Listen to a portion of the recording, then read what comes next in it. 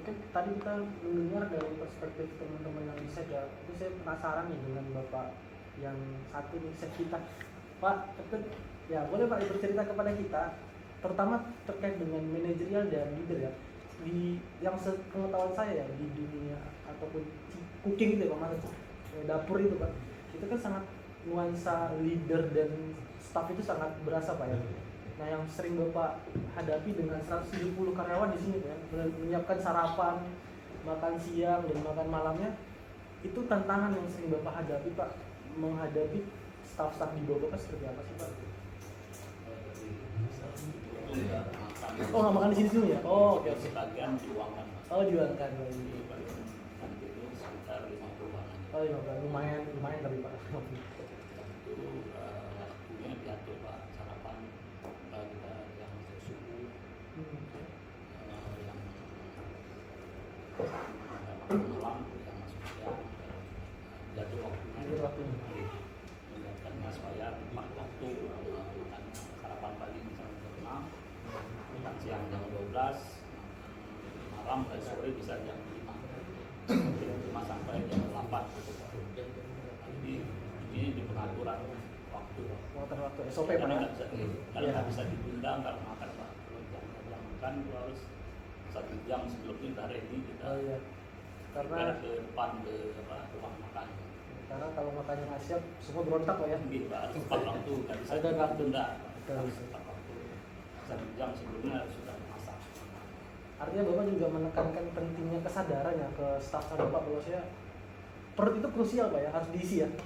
Iya, nggak bisa ditunda. Nggak bisa tunda ya. Iya. Nah itu mungkin salah satu pelajaran juga bagi kita ya rekan-rekan, bahwasanya tadi kuncinya juga dari Pak Mulyadi itu terkait dengan profesional ya, seberapa dekat pun kita dengan rekan kerja, tapi rules gitu kan, kalau bahasa rules of law lah gitu ya, bahasa liarnya gitu, tetap profesional itu menjadi kunci. Nah kalau di dunia kitchen tadi saya dengar itu ya SOP Pak ya, dan penekanan bahwasanya pentingnya perut itu harus diisi gitu rekan-rekannya. Dari masuk jam siang tapi belum ada makanan kan semua orang masih teriak Pak ya, mana makan gitu Pak, lapar gitu.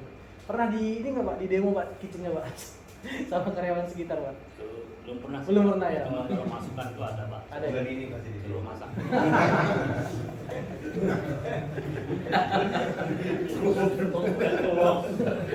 Sudah mulai menyiapkan agenda Pak Mulyadi.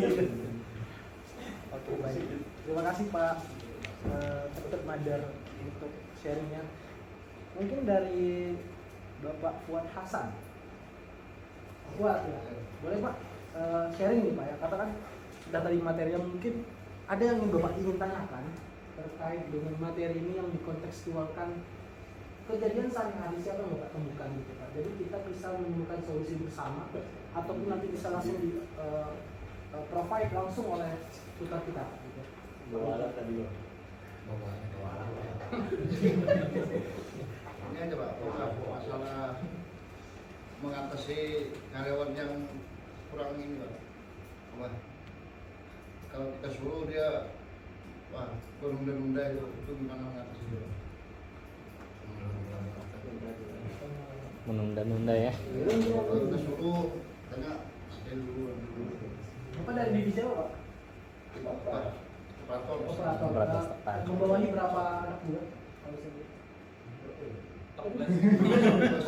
Karena 200 aja itu. 200 nabungnya. Cuma aja, cuma nggak ketemu. Oke, kalau lagi 20 ya Pak. Ini paling banyak Pak kita dengar ya 20. Iya. Banyak Pak anak buahnya yang udah pekerjaan. Operasional, banyak menunda pekerjaan itu sangat krusial lah Pak. Iya, Betul. Ini sektor krusial nih Pak, operasional gitu. Tapi staff-staffnya banyak menunda pekerjaan.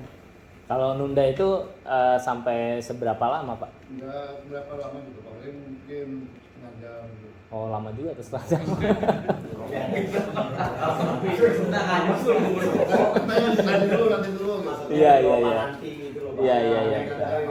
Langsung ya. Ya kalau kita langsung itu kan kadang kita emosi juga itu. Bisa di bos kan. Masih ya Pak ya. Tapi saya boleh tanya dulu Pak, ketika Bapak seperti itu, pernah nggak Bapak emosi?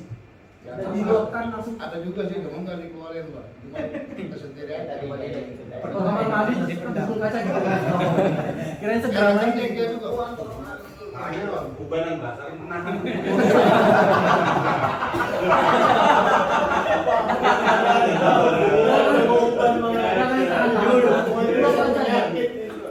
Kadang itu kan kalau kita Oh, penyakit itu. Jadi kita Tapi ada case nggak Pak bahwa pernah melakukan itu di depan umum dan mungkin karyawannya melihat atau anak buah Bapak juga itu langsung mereka berubah pasca itu Pak. Dalam artian berubahnya itu mereka langsung mengerjakan keesokan hari ketika Bapak instruksikan ya pernah saya nangkep juga. atau juga. Biasanya merespon dengan baik mereka Pak. Ya. Datang penting gile berancung.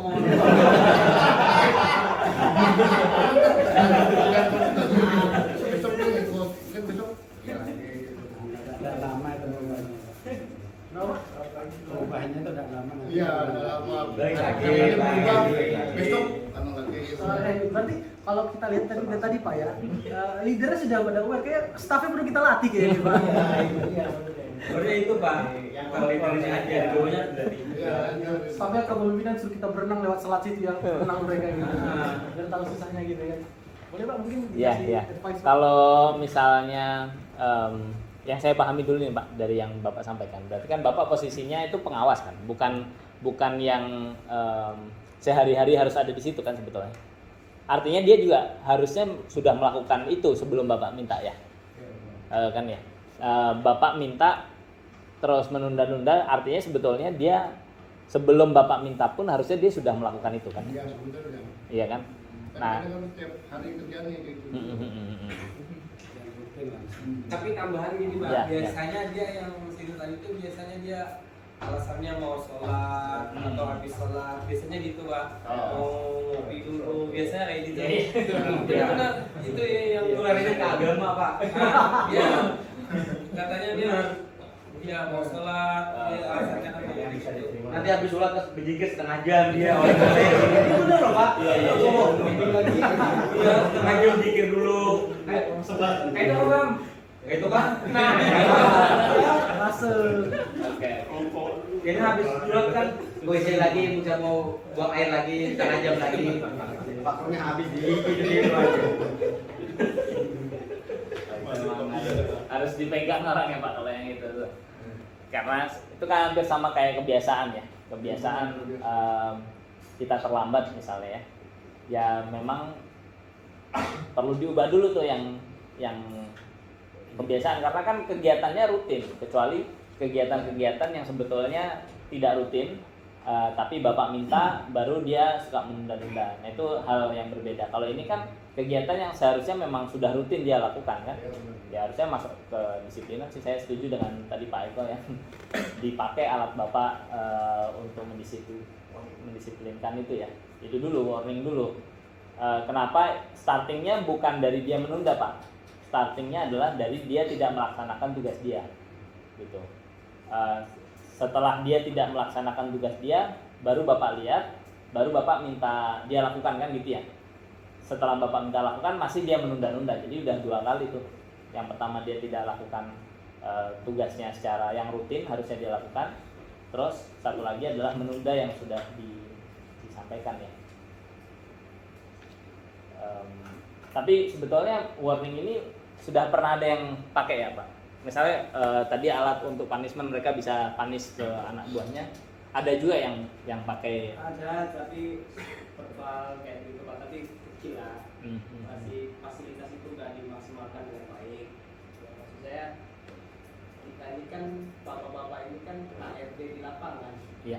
Untuk memastikan anggota kita kayak tadi keluhan-keluhan kayak tadi anak buah yang begini karakternya gitu ya, itu harusnya bisa di solve dulu masalahnya di lapangan melalui siapa? Melalui bapak-bapak yang ada di sini kan gitu ya Iya, Pak. betul. Jadi ya bapak ini fungsinya juga sebagai HR, sebagai penegak disiplin karyawan di lapangan dengan membekali tadi fasilitas tadi yang Kira-kira sejauh apa Pak fasilitas yang mungkin mereka lakukan?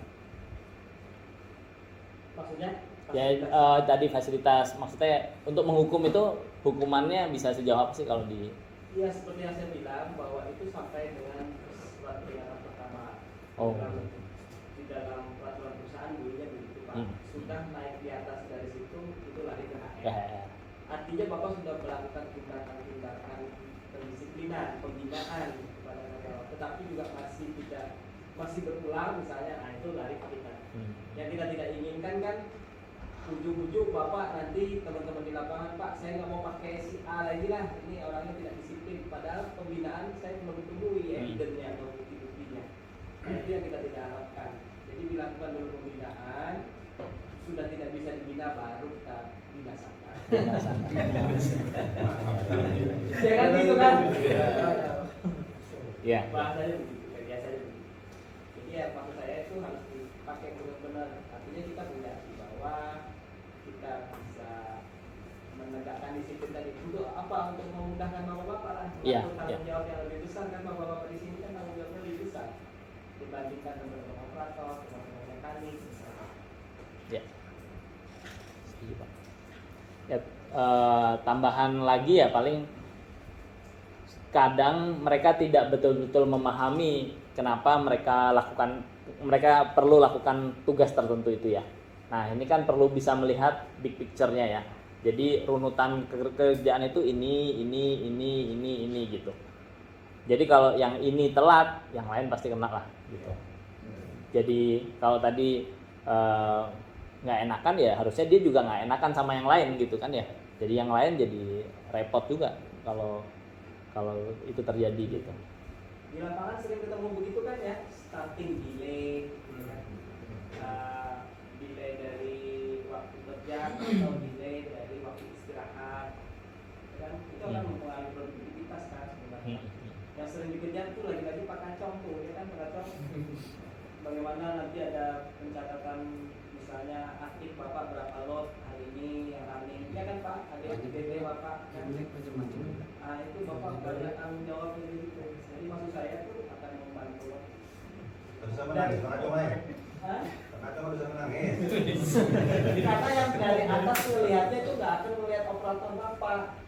Saya akan melihat performa Pak Kacong bisa nggak mengelola anak buahnya di lapangan. Mungkin gitu Pak. Key performance indikatornya Bapak tuh yang akan masuk ke saya, masuk ke HR. Nah maksud saya itu biar kita bisa tingkatkan, kita samakan persepsinya. Oh begini. Ya. Kayaknya Pak Ucok mau bicara dulu. Bukan selesai, ada lagi bagian lain. Oh, disimpan dulu. Iya.